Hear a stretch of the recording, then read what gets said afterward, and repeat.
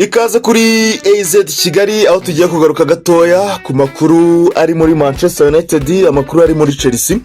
Amakipe yombi yitegura umukino agomba guhuramo ku itariki ya 16 z'ukwezi kwa gatanu, ubwo no kuvuga ku munsi wa gatanu w'icyumweru, aho rero Manchester United igomba gusura ekipe ya Chelsea. Kuri ubu ngubu yicaye ku mwanya wa gatanu ku rutonde rw'agateganyo rwa shampiyona, mu gihe ikipe ya Manchester United yicaye ku mwanya wa 16 ku rutonde rw'agateganyo rwa shampiyona y'igihugu y'Ubwongereza.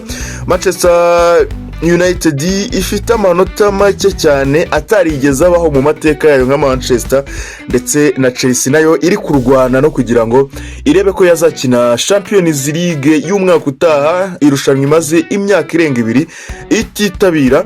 Kuri ubu ngubu rero nta yindi gahunda, nta yindi tagati ikipe ya Chelsea ifite uretse ko igomba gutsinda Manchester United kugira ngo irebe ko yakabya inzozi zayo zo gusubira muri Champions League, aho ibyuma byinshi byagiye bitanga amahirwe kuri ku mpande zombi, aho muri Chelsea ifite amahirwe nka 70, amahirwe 70 yo gutsinda uyu mukino, mu gihe Manchester ifite amahirwe nka 12 gusa, andi mahirwe asigaye akaba ari ukunganya.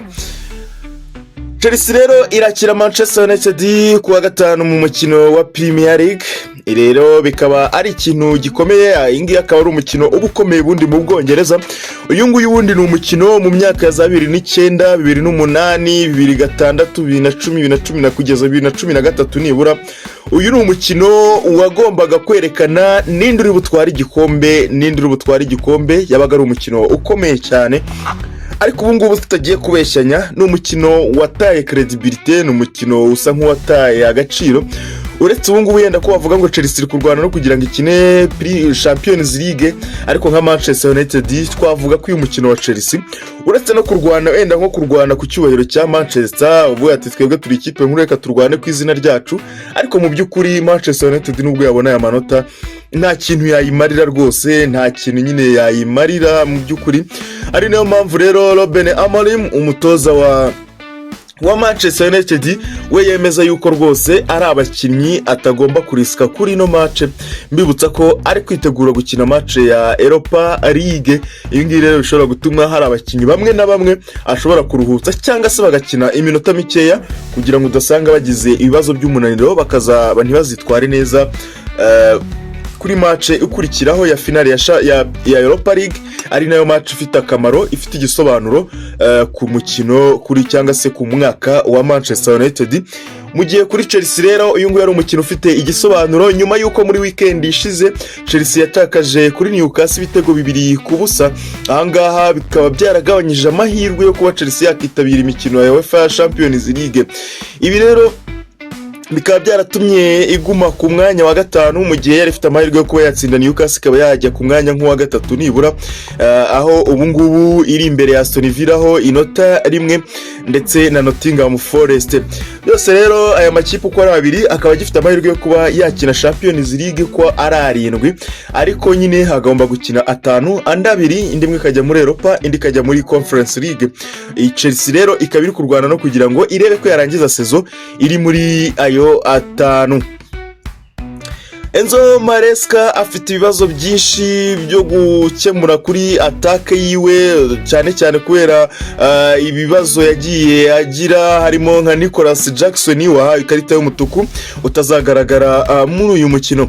Ruben Amorim nawe agomba gukora uko ashoboye akabalansa ekipe ye n'abakinnyi be, cyane cyane agendeye ku bafite imvune, afite ibibazo by'uburwayi, ndetse na match ya Europa League agomba kwitabira. Ibi byose agomba kubibalansa, ndetse na Enzo Maresca akabalansa kuba nta mwataka afite, kugira ngo arebe ko bose barebe ko babona resultat nziza kuri uyu umukino. Turebye ku bakinnyi bashobora kubanzamo ku makipe yombi, dukurikije ibibazo amakipe yombi afite, dukurikije ibyerekezo byayo, nk'urugero kuri Nicolas Jackson wa Chelsea yabonye ikarita y'umutuku kuri match ya Newcastle ku mukino uheruka. Ibi rero bikaba byaratumye aba banned cyangwa se ahanwa na FA kutazakina imikino 3 ya Premier League. Ubwo no kuvuga umukino wa Manchester United, umukino wa Nottingham Forest, ndetse n'umundi mukino wa mbere ubanziriza shampiyona y'umwaka utaha. ahangaha rero nituvuga kuri Nicolas Jackson ntabwo twasiga na Christopher Nkunku nawe ufite ibibazo by'imvune, tukagaruka ndetse no kuri Jadon Sancho utemerewe gukina uno mukino kubera ko amategeko ya Premier League ntabwo yemerera umukinnyi w'intizanyo kuba yakina n'ikipe yamutije. Ibi ngibi rero bigatuma aba bakinnyi uko ari batatu, ubwo no kuvuga Jadon Sancho, Christopher Nkunku ndetse na Nicolas Jackson uko ari batatu ntabwo bazakina uno mukino wa Manchester United. Ibi ngibi rero bikaba biha amahirwe umwana mutoya wo mu academy ariwe bita Trick George, ashobora kuba yahabwa amahirwe yo kuba yatangira uno mukino wa Manchester United, ndetse na Marc Guiu nawe watangiye gukora imyitozo. uyu muhungu baguze muri FC Barcelona wagize ibibazo by'imvune ariko wagaragaje ko ashobora kugira icyo yafasha muri ikipe ya Chelsea cyane cyane muri Conference League. uyu nguyu nawe ashobora kuzaba ari kuri bench, wenda akaba yahabwa iminota mikeya bitewe n'ibibazo by'imvune z'abataka Chelsea ifite.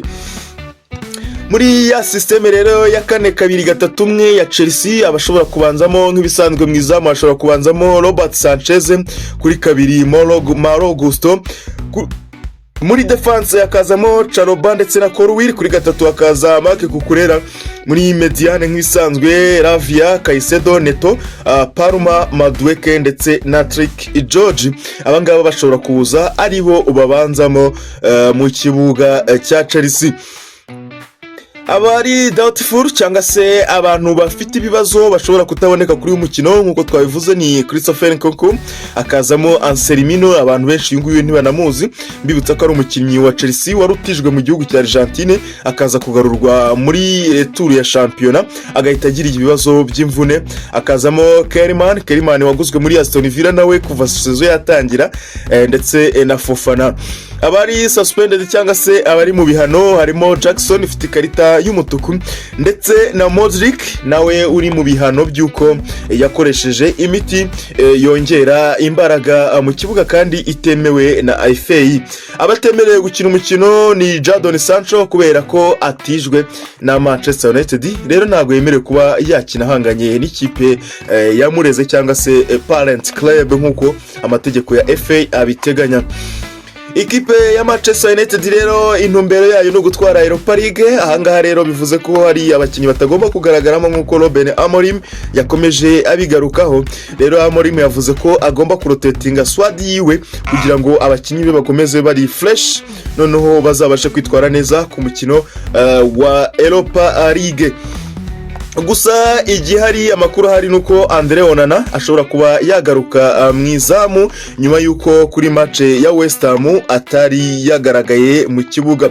Alexandre Garnacho, Harry Maguire, Casemiro ndetse na Patrick Drogu, abangaba uko ari bane bashobora kutazabanza mu kibuga, abangaba bashobora kubanza kuri bench kugira ngo bitegure neza umukino wa Europa League. Uwo bita Lenioro nawe ntabwo hari, afite ibibazo by'uburwayi kubera kuri match ya West Ham abantu bayirebye mwabonye ko yasotse mu kibuga match itarangiye. Mateja Delight nawe nubwo yakize ariko biravugwa yuko atagomba kuba kumuriskinga ngabe yamushyira mu kibuga kuri match nk'iriya, rero ashobora gutegereza akazamukinisha kuri match kurikiraho yakize neza. Noneho ku bakinnyi b'ingenzi wenda babanzamo mu ikipe ya Manchester United ubwo twavuga nka Bruno Fernandes ndetse na Amad Diallo. Abangaba rero bo bazatangira mu kibuga uko byagenda kose, ariko batangira bagira gute, amakuru hari nuko bazasimburwa mu gice cya kabiri, bazakina igice cya mbere cyonyine, ubwo ndavuga Bruno Fernandes ndetse na Amad Diallo. Manchester United rero abagomba kubanzamo kuri ya systeme ya Ruben Amorim ya 4-3-4-2-1, no kuvuga mu izamu hagomba kubanzamo Andre Onana, hakaza Lindelof, Maguire ndetse na Luke Shaw, hakaza Dorgu, Casemiro, Fernandes ndetse na Amas.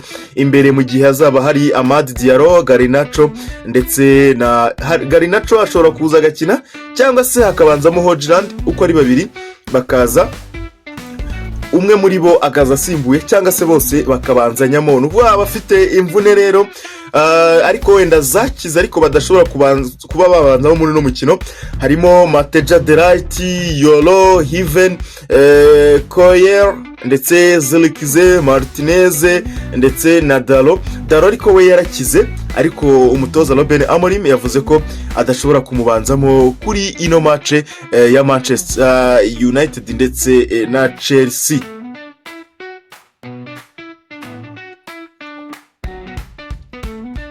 Tugarutse ku mikino yagiye ihuza aya makipe yombi rero, no kuvuga nibura kuva muri 1995 cyangwa se kuva mu mwaka w'1995 aya makipe yombi Manchester United ndetse na Chelsea bikaba bamaze gukina imikino 76 kuva muri 1995, aho Chelsea yatsinzemo 24 itsinda ibitego 99, mu gihe Manchester United imaze gutsinda imikino 22 aho yinjije ibitego 100, mu gihe indi mikino 30 bayinjije.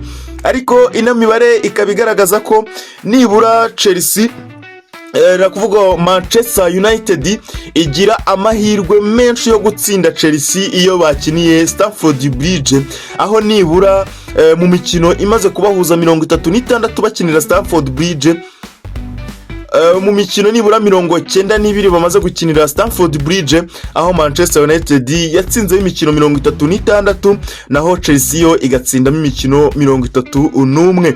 bivuze ko rero Manchester United igigira amahirwe menshi yo gutsindira Stamford Bridge kurusha ayo Chelsea ifite. Igihari ni ugutegereza tukareba uko uyu mukino uzagenda, ariko kugeza ubu ngubu Chelsea niyo ihabwa amahirwe menshi yo kuba yatsinda umukino, nubwo football igira ibyayo. Enzo Maresca n'abasore bere barabizi yuko nta rwitwazo, nta yandi mahirwe. Iyi ni finali ya Premier League, ni ugutsinda cyangwa se ugatsindwa ukamenya yuko utazakina Champions League umwaka utaha.